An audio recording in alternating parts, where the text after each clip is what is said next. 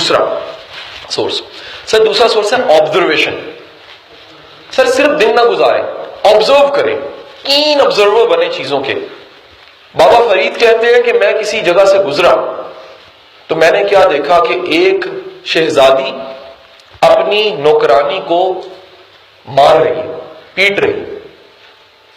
وقت گزر گیا، وقت گزرا تو کئی سالوں بعد میں ایک علاقے سے گزرا جہاں پر ایک ویرانے میں قبرستان تھا. کہتے ہیں میں نے ایک سین دیکھا، اور سین یہ تھا کہ ایک قبر آدھ کھلی سی تھی، کھوپڑی پاس ہی نظر آ رہی تھی. کھوپڑی کی آنکھ میں سے چڑیا کا بچہ منہ نکالتا تھا، اور چڑیا آ کے چوگ ڈالتی تھی اس کھوپڑی کی آنکھ میں اپنے بچے کے منہ میں. اب یہ بتانے لگا آبزرویشن. اللہ والے تھے، بڑے انسان تھے. انہوں نے کہا کہ مالک یہ تو نے اگر دکھایا ہے تو بے وجہ نہیں دکھایا. یہ سوال ذرا لکھ لیجیے گا کہ جو تو مجھے دکھا رہا ہے یہ بے وجہ نہیں دکھا رہا. آج سے اس سوال کو اگنور نہیں کرنا. جو آپ کے ساتھ بیت رہی ہے نا وہ کسی وجہ سے بیت رہی ہے. جو دکھایا جا رہا ہے کسی وجہ سے دکھایا جا رہا ہے. تو بابا فرید کہتے ہیں کہ میں مراقبے میں چلا گیا. اب ایک لیسن سمجھانا ہے نا جی، لیسن ہے پورا سٹوری. انہوں نے کہا جی میں مراقبے میں چلا گیا تو میرے سامنے تصویر آئی اور واقعہ آیا اس شہزادی کا جس کی نوکرانی نے سرما پیسا تھا، اور سرما پیستے اس میں رڑکن رہ گئی تھی. اور اس کی اس نوکرانی نے جب اس کی آنکھ میں سرما لگایا تو آنکھ سے رڑکن برداشت نہ ہوئی. اس نے کوڑا اٹھایا اور کوڑے مارنے شروع کر دیے. اور کہتے ہیں میں نے جب اس تصور سے جمپ کر کے میڈیٹیشن میں آگے جا کے دیکھا تو کھوپڑی اسی شہزادی کی تھی. اور میں نے کہا ربا تیرے کم جیڑی اکھ رڑکن برداشت نہیں سی کر دی، اج انہوں چڑی دی چونج بھی برداشت کرنی پہ رہی ہے. آبزرویشن. تو آبزرویشن کیا ہے؟ آپ یہ پوری زمانہ کتاب ہے، یہ پورا زمانہ. میں اکثر کہتا ہوں دنیا میں بے شمار لوگ ناکام ہو رہے ہیں تاکہ آپ ناکام نہ ہو، کہ آپ کو سکھا جاتے ہیں.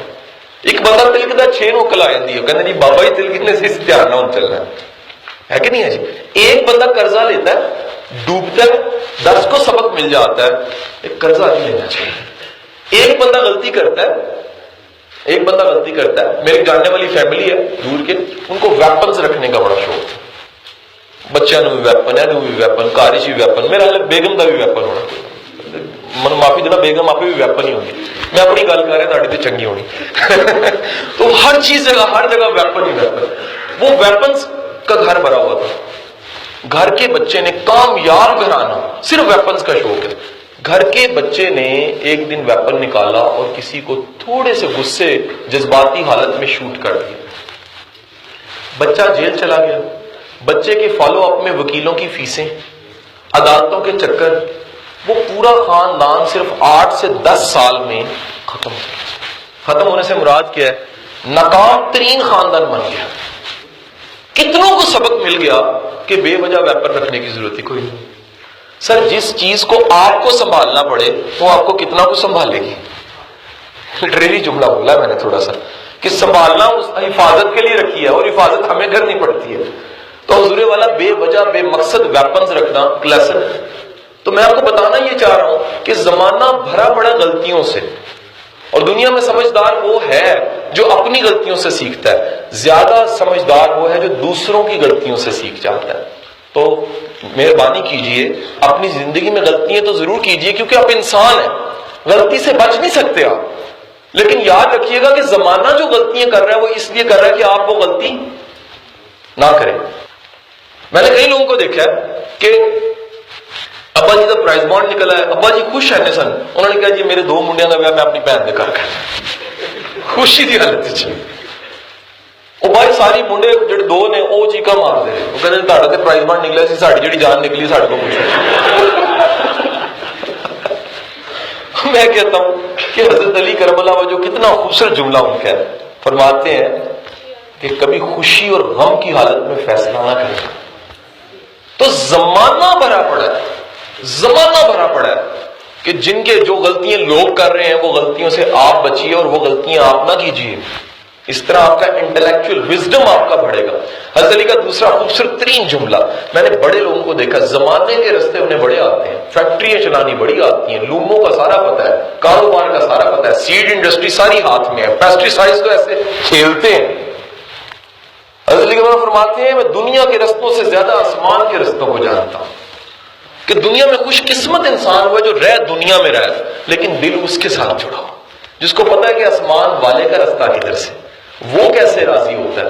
تو حضور والا یہ مردہ روح نہیں ہونی چاہیے، آپ کا وزڈم بڑھنا چاہیے، اور وزڈم بڑھانے کے لیے کیا ہے؟ آبزرویشن، آبزرو کریں، let's become a good observer. اس دنیا میں ایک اچھے آبزرور کی طرح لائف گزاری ہے، اچھے آبزرور کی طرح۔ آپ کو ایک بڑی مزے کی بات بتاؤ، یہ چیزیں کھل کے بولنے لگ پڑیں گی۔ تولی کہتا ہے اپنی کتاب میں کہ بچے کو پتا بھی دکھائے نا، لیف، سر انٹلیکچوئل جملہ، وہ کہتا ہے پتا بھی دکھائے تو اسے کہ یہ اس کو اس دنیا میں پتا کہا جاتا ہے، پتا نہیں یہ کیا ہے، لیکن دنیا نے اس کا نام پتا رکھا ہوا ہے، کہ کیا پتا کہ وہ آنے والے وقت میں اس کی کوئی نئی ڈسکوری دینے والا اور تمہارا پتا کہنا اس کے وزڈم کو روک لے۔ مشکل بات ہے۔ تو آپ آبزرور جب بناتے ہیں تو دنیا سامنے کھل کے آ جاتی ہے، ہر چیز بولتی ہے، ہر چیز بتاتی ہے، ہر چیز سمجھاتی ہے کہ یہ میری طرف دیکھو، سورج نکل کے بتاتا ذرا میری طرف دیکھو، اگر مجھے تم نے آبزرو کیا تو میں کس تابناکی کے ساتھ چمک کے بتا رہا ہوں کہ میری تابناکی کچھ نہیں ہے، جس نے بنایا وہ کتنا تابناک۔ پہاڑ اپنی عظمت بتاتا ہے، وہ کہتا ہے میں کھڑا ہوں، میں نے کیا کھڑا ہونا ہے، وہ میخے گاڑنے والے کو سوچو جس نے گاڑنی ہے میرے۔ تو حضور والا یہ پوری دنیا، یہی وجہ ہے، اب میرا نقطہ ذرا نوٹ کیجئے گا، یہی وجہ دنیا کے تمام بڑے صوفی مسافر ہوتے ہیں، غزنوی سے نکلتے ہیں، لاہور پہنچتے ہیں، پاؤں میں جوتی نہیں ہوتی، لاہور کا بادشاہ جوتی کے بغیر آ رہا ہے، علی بن عثمان الحجویر دلوں کا بادشاہ آ رہا ہے، اور پتہ لگا پاؤں میں جوتی کوئی نہیں ہے، وہ جنگلوں میں ڈیرے لگا لیتے ہیں، ان کا یقین ہوتا ہے کہ اللہ والا جنگل میں ڈیرا لگائے پک ڈنڈیاں وہاں تک بن جاتی ہیں۔ تو حضور والا یہ وزڈم والے لوگ ہیں، اور وزڈم آبزرویشن سے آتا ہے۔